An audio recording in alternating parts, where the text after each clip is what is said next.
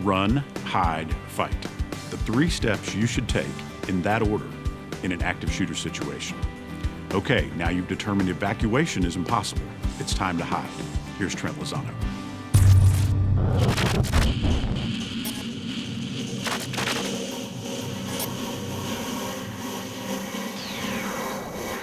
Sometimes there are going to be limitations on whether or not you're able to actually escape. Sometimes there's physical limitations, sometimes there's barriers. You know, if you're on the 10th floor of an office building when this occurs, chances are it's going to be a barrier for you to make it out of the building. There's only a couple of ways you can do that, and you certainly don't want to do the fast way. I recommend, if you cannot escape or you have some sort of limitation or barrier that keeps you from being able to escape, the next best option is to hide and barricade yourself in a position. You want to find some space that hopefully is lockable. That's why we talked about earlier knowing where those bathrooms are. If there's office buildings or some sort of office space that you can go into, lock the doors, barricade and fortify your position as best you can.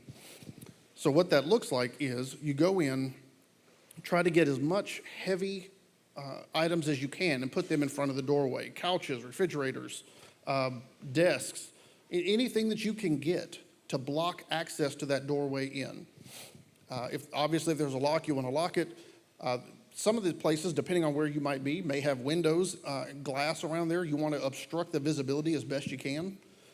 Turn out the lights inside.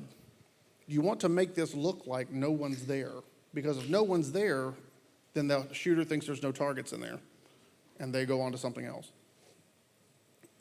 One of the other things that I recommend everyone do: silence your cell phones.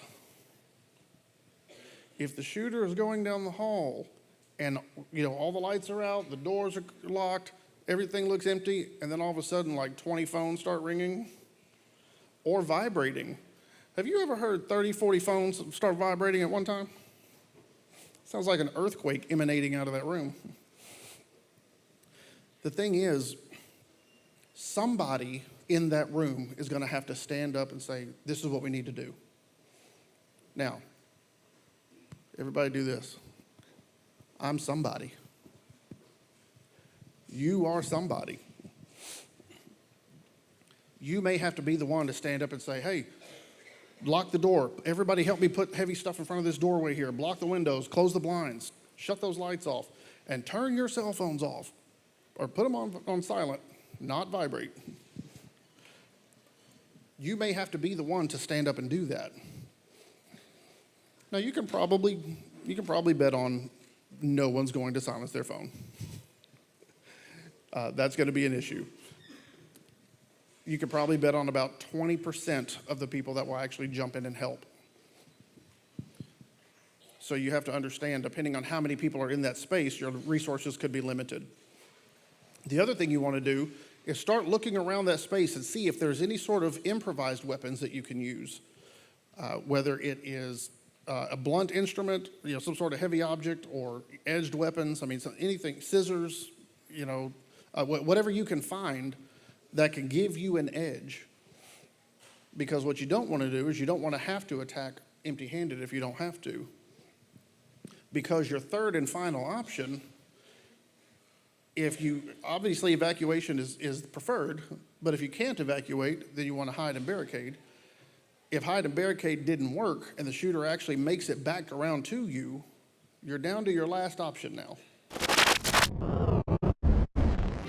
From Columbine to Sandy Hook, from Virginia Tech to the Navy Shipyards, from Orlando to San Bernardino, the phrase active shooter has become all too common. On behalf of Texas Law Shield and U.S. Law Shield, I hope that we've provided you some insight that can help you through one of these tragic situations.